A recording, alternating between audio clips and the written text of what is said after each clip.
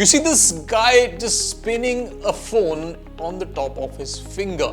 This is the rumored OnePlus 13T, and leaks of it have come out in China. Whether it is the phone or not, we'll get to know in the later date. But yes, the design kind of speaks that this could be the upcoming OnePlus 13T. I know there is a lot of buzz around whether the OnePlus 13T will indeed sport any of these features that people are talking about on Twitter and online. But in this video, we will obviously tell you all of the rumored specifications and what kind of design changes it is bringing. Because remember, a lot of people are revealing these design leaks, render leaks, that it is almost close to the iPhone 16. So whether these are true or not and how much of it you will get on the OnePlus 13, let's talk about that.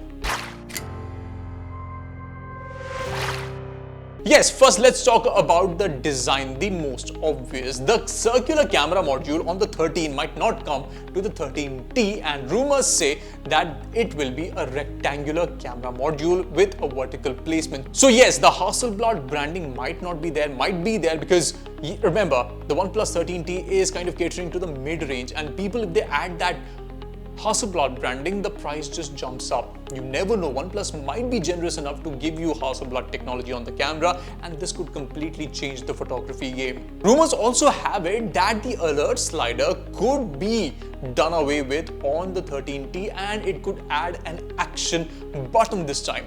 Remember the action button used on the iPhone 15 Pro series and also the 16, where you can customize all of the features? That's coming to the 13T because we've already seen it on the Oppo X8 Ultra. And the design, yes, it looks very strikingly similar to the iPhone 16 with the aluminium finish on the sides, and also remember on the back it is expected to come with a matte finish. We've seen vegan leather on the 13, but if matte design comes on the 13T, I think it could be a game changer, especially in the mid-range segment where people want more value for their money. Also, it is expected to be a device under 200 grams, which means not that heavy in the hand. We'll talk more about the battery, but overall design, I think it's going to be a flat display.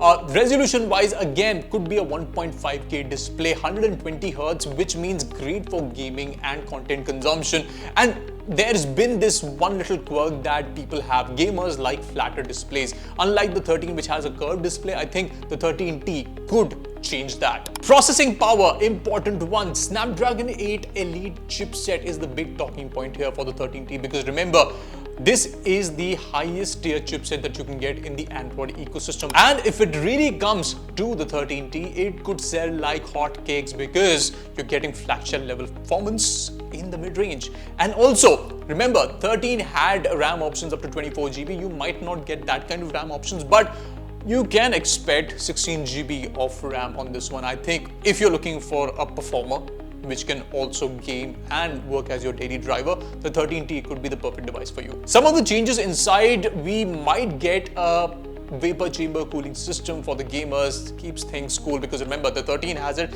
and that tech could be transferred on the 13T. So a lot of buzz around the hardware changes, and I think these are great handy changes that the 13T could bring. Towards the software side, we all know Oxygen 15 has done a good job of cleaning itself, giving you a very close to clean Android experience, and also the software updates keep coming consistently for OnePlus devices. So yes, a clean Android experience, powerful hardware, everything compactly packed into this device. I think it will be something that a lot of people would be interested in. On the rear, the camera we talked about, yes, a dual camera setup, but a 50 megapixel primary sensor can be expected on the 13T, which will or will not have the Hasselblad tech. We might get to know in the later date, but right now I think a dual camera setup with a 50 megapixel sensor, that void that people have that mid-rangers don't offer good camera, could change with this one.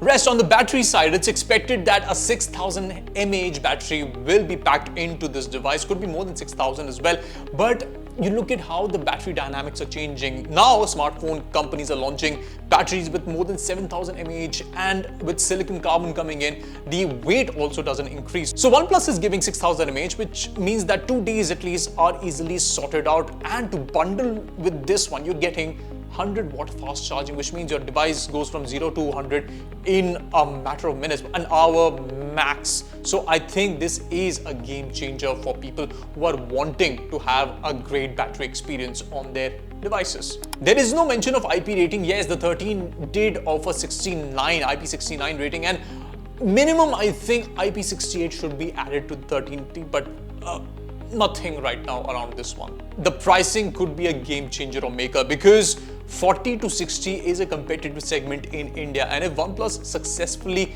is able to introduce it in that price range, I think it would be a hit, because OnePlus already has that kind of marketing image and branding in India to be considered in one of the mid-rangers. So if pricing is right around 45, even 45 to 60, I think they'll hit the nail. So that was a quick rumor roundup around the OnePlus 13T. Remember, when we get more details about the phone, we will be coming to you with all of that information. And yes, the device will come here to Fiiber. We will be reviewing it and giving you an unboxing experience. So stay tuned to the channel, and we'll be getting you more tech right here on the OnePlus and other devices as well. Till then, it's Cyrus signing off. I'll see you very soon. Take care.